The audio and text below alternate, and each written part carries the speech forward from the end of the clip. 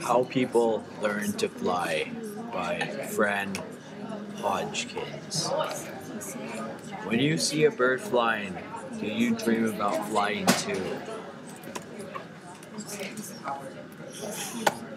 Do you run with your arms out, imagining that you're soaring among the clouds? Do you make paper airplanes? Do you fly kites? If you do, you aren't alone. For thousands of years, people have dreamed of being able to fly.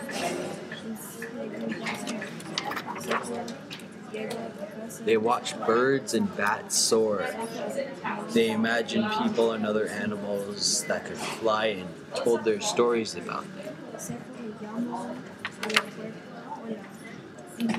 They designed machines that they thought would be able to fly. They had many ideas. As they tried each new idea, they learned a lot.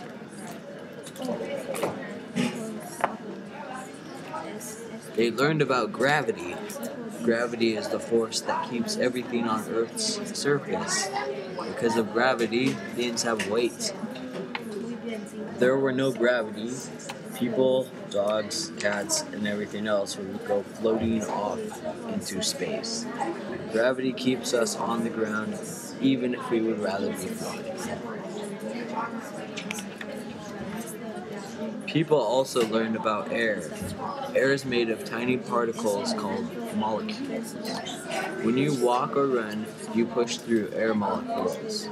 They push back on you too, even though you don't usually feel the push unless the wind blows. People learned that wind could push a kite into the sky.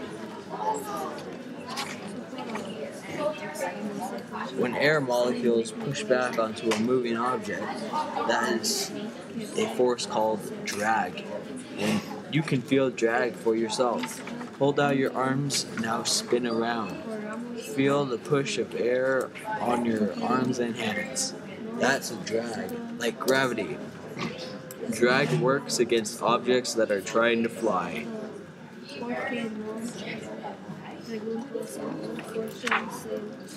Kites are useful and fun, but people wanted more. They wanted to fly like birds. Birds had something that kites didn't. Birds had wings. People made wings and strapped them to their arms.